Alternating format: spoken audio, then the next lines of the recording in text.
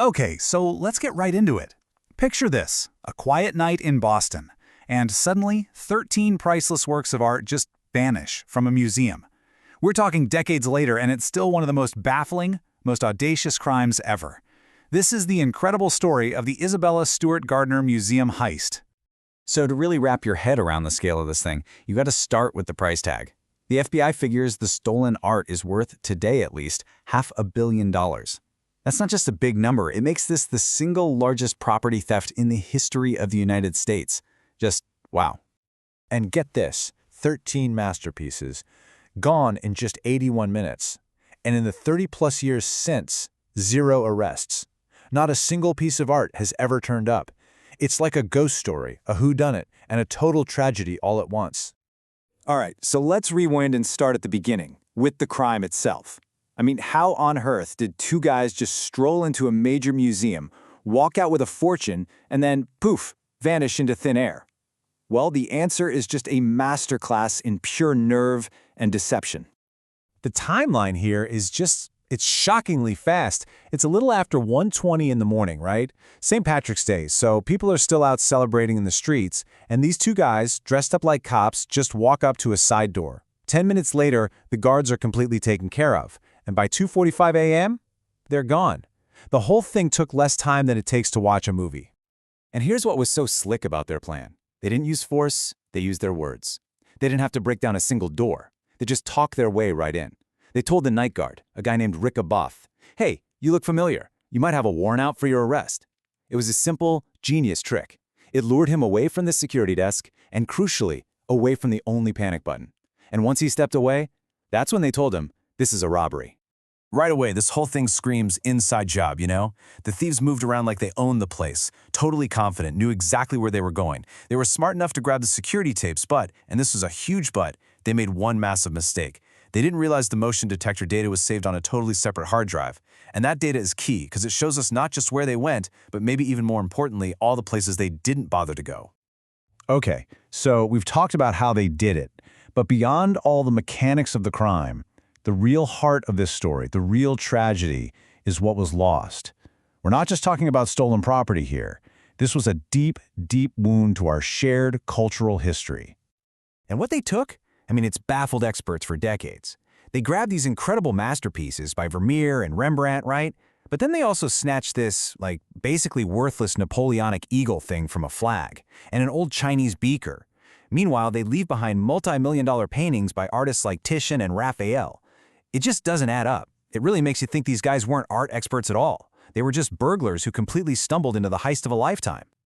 But to really, really feel the loss, you have to zoom in on these two paintings. First, Vermeer's The Concert. There are only about 34 known Vermeer paintings in the entire world, so losing one is just a massive, gaping hole in art history. And then there's Rembrandt's Storm on the Sea of Galilee.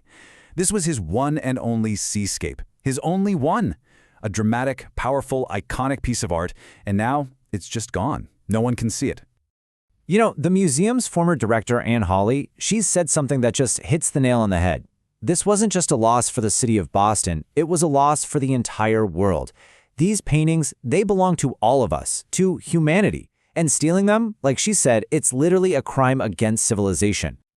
So the art is gone, and what follows is this massive investigation that just sprawls across decades, pulling in everybody from a couple of night watchmen all the way up to the top dogs of the Boston Mafia. All right, so where do you even begin? Well, the investigators had to start with the most obvious question. What about the guy who opened the door? This 23-year-old night guard, Rick Abath. Could he have been in on it?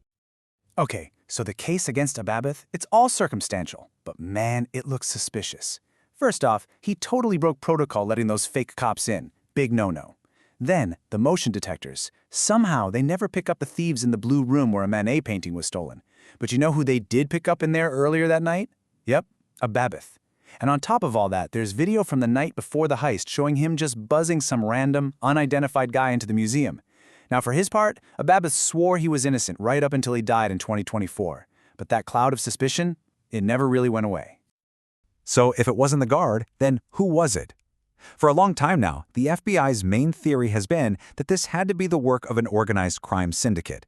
And in Boston in the 1990s, that pretty much meant one thing: the mob. The whole mafia theory is fascinating, pointing to a few key guys. But there's this one big recurring problem. They're all dead. Seriously. There's one theory that a guy named Bobby Donati planned the whole thing to use the art as a bargaining chip to get a buddy out of jail. Sounds plausible, right? Well, he was murdered just a year after the heist. Then the FBI came to believe that members of the Merlino gang were the actual thieves. But you guessed it, they're dead now too.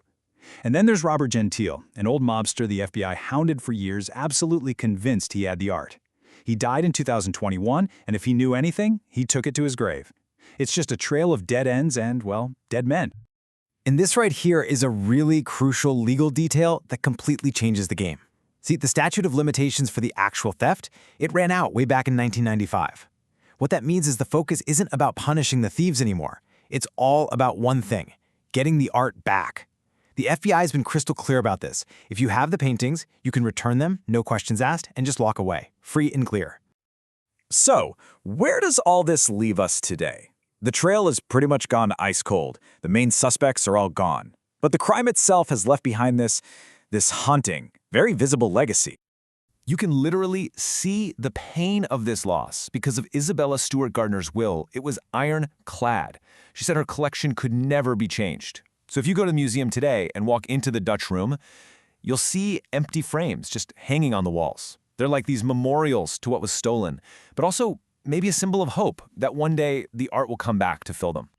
And in what feels like a last, desperate attempt to finally crack this case, the museum has offered a reward that is just staggering. It all comes down to this one number. Let's just stop and think about that for a second. $10 million. That is the largest reward ever offered by a private institution for anything. It just shows you how desperately the museum, and really the whole world, wants this art back. And yet, even with that kind of life-changing money on the table, there's just silence. And, here's what might be the most tragic part of this whole story. Most investigators don't think the art is hanging in some secret, fancy gallery for a supervillain to look at. No, the most likely scenario is that it's just stashed somewhere, rotting away in an attic or a damp basement where nobody can see its beauty. The so-called perfect crime ended up profiting no one, and in the end, it just robbed every single one of us. Which of course leaves us with that one big nagging question. After more than 30 years with the suspects gone and the trail gone cold, is there any real hope left? Or are those empty frames at the Gardner Museum going to hang there forever, a permanent scar on the world of art, and a final monument to the greatest unsolved heist in history?